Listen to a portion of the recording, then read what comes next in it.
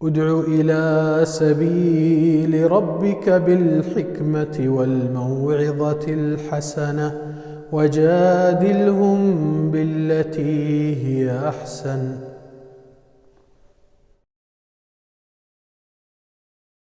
الحمد لله والصلاة والسلام على رسول الله وعلى آلہ وصحبہ ومن والاه بعد. السلام علیکم ورحمۃ اللہ وبرکاتہ.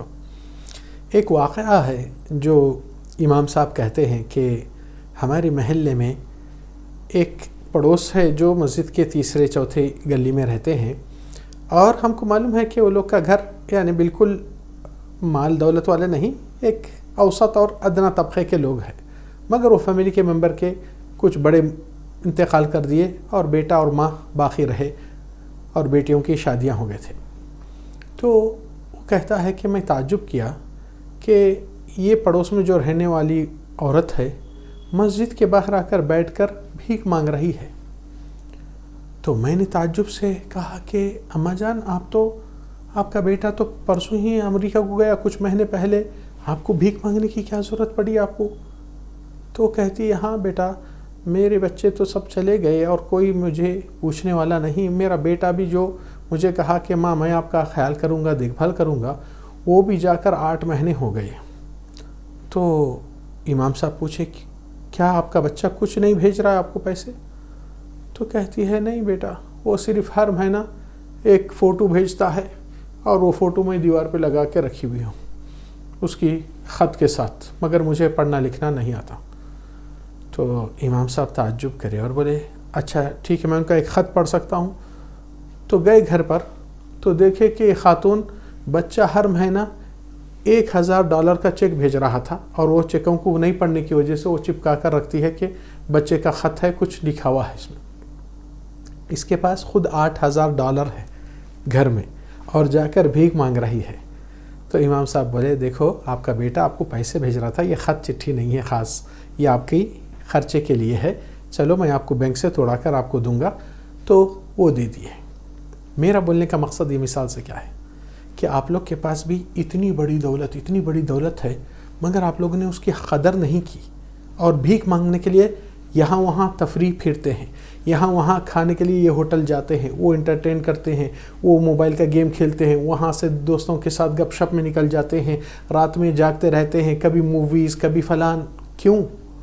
اللہ تعالیٰ اتنی بڑی دولت دیا ہم کو، قرآن سے، نبی کی تعلیمات سے، نبی کی باتوں سے، ہمارے پاس بھیک مانگنے کی عادت کیوں آئی؟ کیونکہ اصل دولت کی قدر نہیں کیے.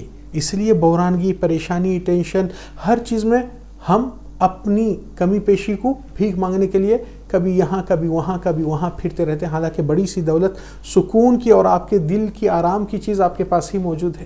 مگر آپ کبھی کھول کے دیکھیں، کبھی اس کے لیے کوئی خاص وقت نکال کر اپنی حقیقی دولت جو آسمان سے اتری ہے اس دولت کو حق قدر کرے، اس دولت سے اپنے دل کا سکون اور راحت حاصل کرے.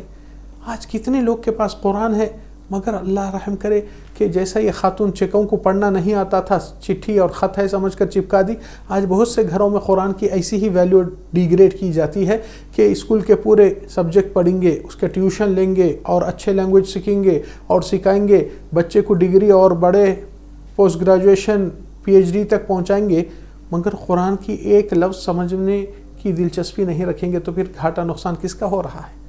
اس لیے وہ بھیک مانگنے کی عادت چھوڑیے اور اپنے رب کے کلام کی طرف، نبی کے اخلاق کی طرف، نبی کی سیرت طیبہ کی طرف، نبی کے حدیث اور باتوں کی طرف آئیے.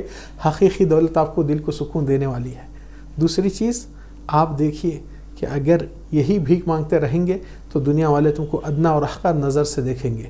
تفریح اور پھرنے والے، ان کے دل سے پوچھیے وہ لوگ کتنے چیز سے بھاگنا چاہتے ہیں، ان کے دل کی گھٹن، بے چینی اور بور جو مارتا ہے، وہ لوگ اپنے بور سے تھوڑی دیر انٹرٹین کر کے بھول کے آ جائیں گے، مگر پھر وہی چیز میں جا کر. اس لیے اکثر یورپ ممالک میں جہاں پر ہر شخص کا انکم زیادہ ہے، وہیں پر سوسائڈ اٹیمپٹ زیادہ ہو رہے ہیں. کیوں؟ اس کو کوئی چیز کی کمی نہیں. کنٹری کے طرف سے، گورنمنٹ کی طرف سے اس کو دودھ گھر تک فری آتا، میڈیکل فری ہے، کھانا پینا فری ہے، اور پینشن مہینے کو مہینہ اس کو تنخواہ ملتی ہے اگر نوکری نہیں ہے تو بھی.